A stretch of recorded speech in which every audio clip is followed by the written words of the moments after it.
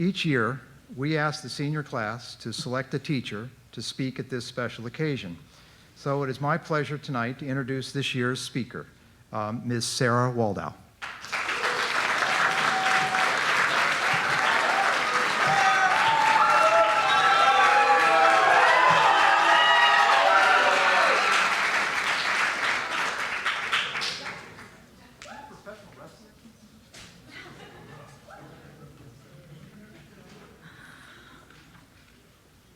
All right, let's see if I can get myself straightened out here, not drop anything.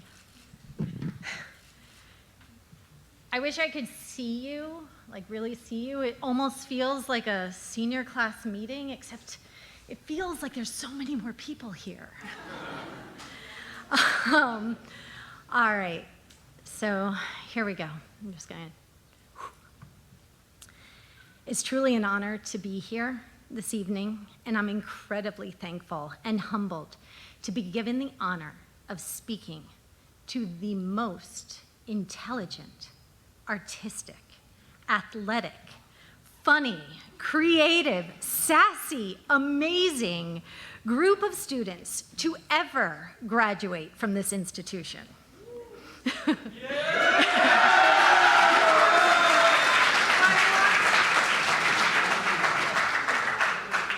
It was only 4 short years ago that Jim Cantori and the entire Weather Channel were camped out at Gulf Coast Town Center, awaiting the arrival of Irma, a Cat 5 hurricane.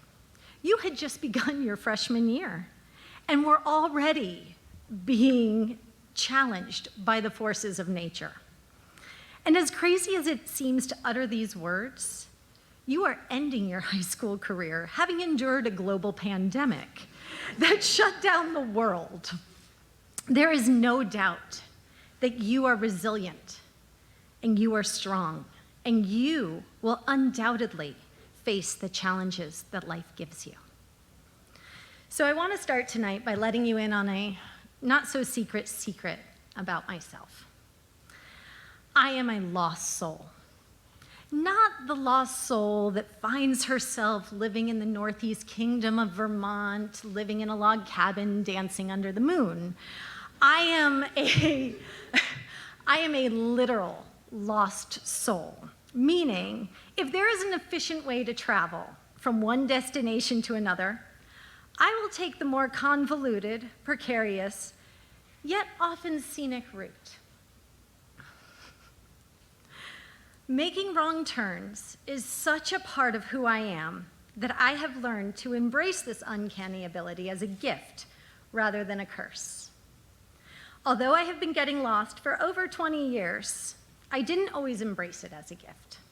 Oftentimes I was embarrassed or anxious or overwhelmed when asked to navigate or take the helm. There have been scary moments, like when heading to LaGuardia at 16 years old to catch a flight to Kansas City to see my mother. Although I had mapped out the route carefully, I zigged when I should have zagged and ended up somewhere near the Hunts Point neighborhood of the Bronx, which is a notoriously gang-infested neighborhood. Then there were frustrating moments, like taking the wheel on our way back from an amazing week of mountain biking in the Sally National Park near Charlotte, North Carolina. We were headed home to Fairfield, Connecticut. Matt had done the brunt of the driving, nearly 9 hours, and he was ready for a break. He asked if I could handle the last 3 hours, and I assured him I was good to go. Well, let's just say that Albany, New York is nowhere near Fairfield, Connecticut. It's honestly amazing that he married me. Now, in my defense, the tools at my disposal were crude compared to those cell phones, GPSs, and fancy navigation systems. It was a time when maps were used to chart a course. But if you think driving and texting, which you should never, ever do, is dangerous, it doesn't compare to wrestling with a map. It just can't be done in a moving vehicle. So after years of discovering parts of towns and cities that would have remained a mystery, and always, always leaving earlier than you might imagine. I have come to embrace a small but well-rehearsed warning spoken to those who travel with me. I turn hesitantly to my right, and I wait for eye contact. And in my most sympathetic, yet confident voice, I announce, getting lost doesn't bother me. And it's true. From years of landing in the wrong spot, I have become tolerant of getting lost and taking wrong turns, much like one becomes tolerant of the heat of the Florida summer. It's still hot and gross and uncomfortable, but it's no surprise. My hope is that by announcing this well-rehearsed phrase, my passenger will embrace the journey, set aside any anxiety they may have about getting lost, and enjoy the ride with me. So speaking of interesting journeys that we've had, let's reflect a little bit on the road that we have traveled together. I can't help but remember fondly our time, for many of you, beginning in Miss Truesdale's classroom. Our ventures into the world of sixth grade drama. We have the video to prove it. Your ninth grade orientation and trip to Gator Lanes, my advisory, and our adventures from the energy bus, planned lunches, donuts, and more donuts, and of course our forays into the world of fashion. You have grown up right before my eyes, growing taller and stronger and more resilient with every obstacle that you have faced. That's important to remember. The easy success is easily forgotten.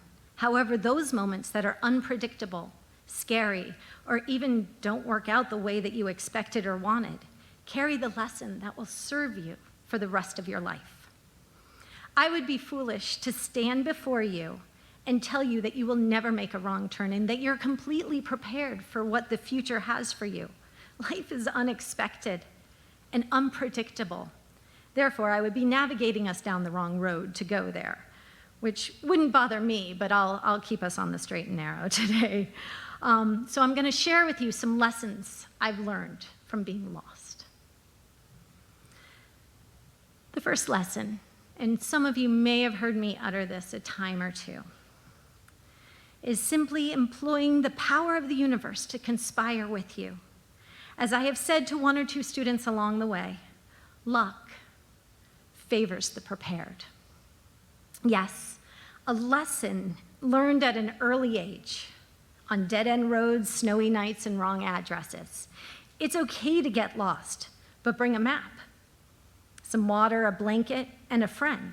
Maybe leave a little earlier than you think you should, as this may turn what could have been an epic failure into a great adventure. The second lesson from being lost is look at the spaces in between the trees. Okay, so this one needs a little context.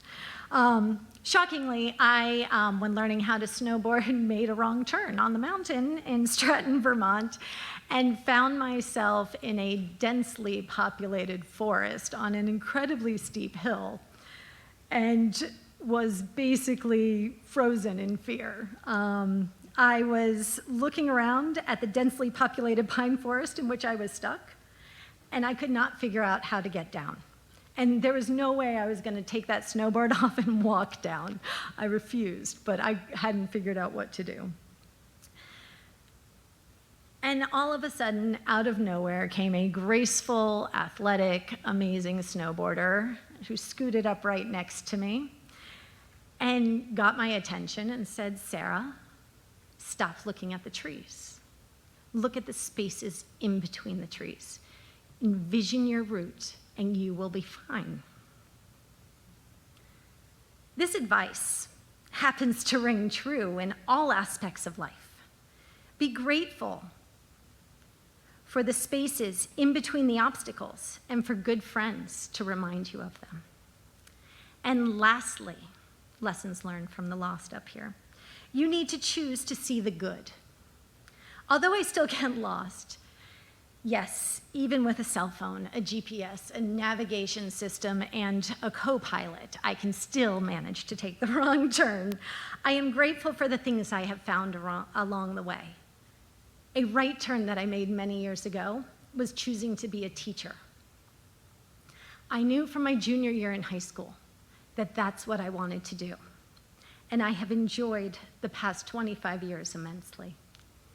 A second right turn that I've made, this was a good one, is choosing Matt as my husband. Actually, I should say, having the common sense to say yes when he chose me. My amazing partner and friend, he is truly my true north and keeps me from crashing into obstacles on a daily basis. And finally, the third right turn that I've made was choosing Canterbury, a special place where I have gotten to be a part of your journey, a part of your story, and you have honestly touched my heart. And I will be forever grateful for you. You have made the last 4 years incredibly fulfilling for me. It's been awesome.